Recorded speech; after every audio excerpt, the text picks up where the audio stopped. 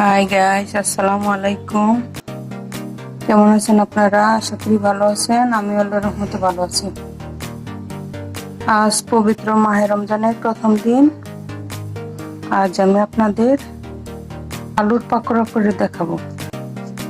এখানে 1.5 কাপের মতো পেঁয়াজ আছে, আর এখানে আছে কাঁচামরিচ কুচি আছে, তারপর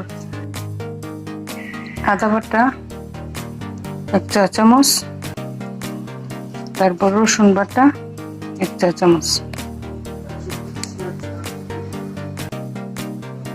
এখানে দিয়ে দিলাম হাফ চা চামচের মতো শুকনো মরিচের গুঁড়ো, দিয়ে দিলাম ধনে গুঁড়ো 1 চা চামচ। এখানে আছে 1 চা চামচ লবণ, সামান্য একটু হলুদ, জিরা গুঁড়ো। এখন এগুলো একটু মেখে নেব।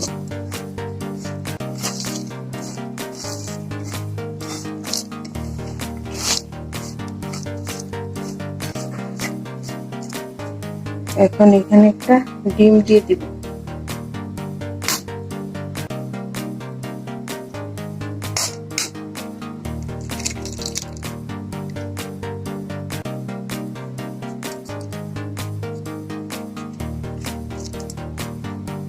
এখন এখানে আলু কুচি দিয়ে দিব। ভেজিটেবল গ্রেটারে কেটে নিয়েছি। এখন আলুগুলো কুচি করে নিয়েছি, গ্রেট করে নিয়েছি। এখন মেখে নিব।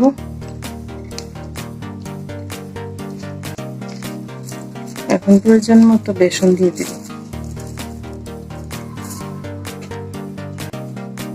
মুসুরির ডালের বেসন।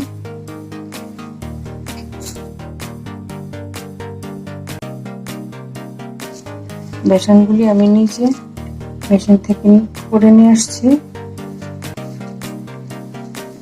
মুসুরির ডালের বেসন। এখানে আছে কিছু ধনেপাতা,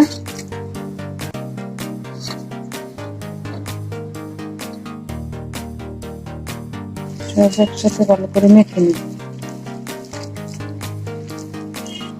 আর একটু লাগবে, আর 1 চামচ দিয়ে দিলাম।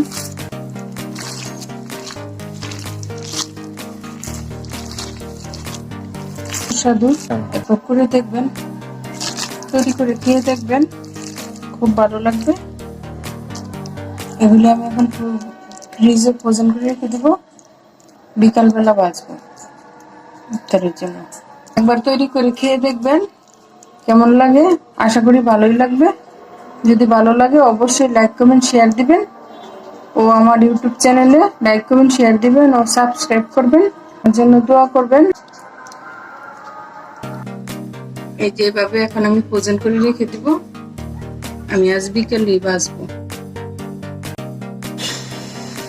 গাইস, এই যে আমি আমার পাকোড়াগুলা, আলুর পাকোড়াগুলা ফ্রিজ থেকে নিয়ে আসলাম। 10 মিনিট নর্মাল টেম্পারেচারে রেখেছিলাম। এখন আমি বেজে নেব।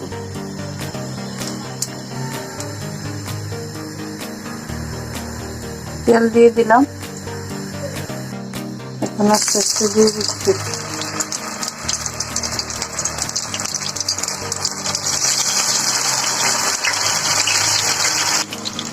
দিয়ে দিলাম সবগুলো পাকোড়া। এখন আমি পাকোড়াগুলো উল্টে নিচ্ছি।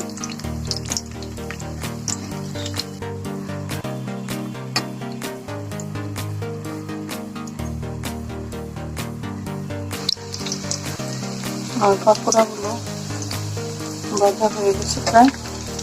দেখেন, ফ্রিজে রাখলে কোনো সমস্যা হয় না, বাঁচতে সুন্দর ভাজা হয়ে যায়। আমি ফ্রিজে রেখে দিয়েছিলাম, এখন দেখেন ভাজা হয়ে গেছে। এই আলুর পাকোড়াও খেতে অনেক সুস্বাদু, অনেক সহজ তৈরি করতে। একবার খেয়ে দেখবেন কেমন হয়। ভালো লাগলে অবশ্যই লাইক কমেন্ট শেয়ার দিবেন। আমার ফেসবুক পেজে ও ইউটিউব চ্যানেলে লাইক কমেন্ট শেয়ার দিবেন ও সাবস্ক্রাইব করবেন।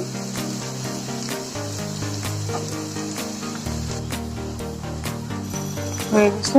আমি একটা টিস্যু বিছিয়ে নিয়েছি। এখন সবগুলো পাকোড়া উঠে নিচ্ছি।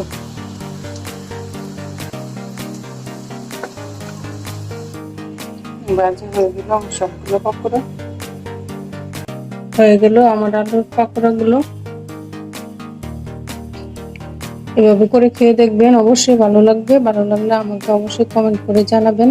আর এটা বেশি কিছু লাগে না, অল্প উপকরণ দিয়ে তৈরি হয়ে যায় এই রেসিপিটা। আর ঘরে যা থাকে তাই দিয়ে সাজিয়ে পরিবেশন করবেন, এতে খাওয়ার স্বাদ অনেকটাই বেড়ে যায়। অবশ্যই লাইক কমেন্ট শেয়ার দিবেন। আমার ফেসবুক পেজে ও ইউটিউব চ্যানেলে লাইক কমেন্ট শেয়ার দিবেন ও সাবস্ক্রাইব করবেন। আপনারা ভালো থাকবেন আর আমার জন্য দোয়া করবেন। আল্লাহ হাফেজ।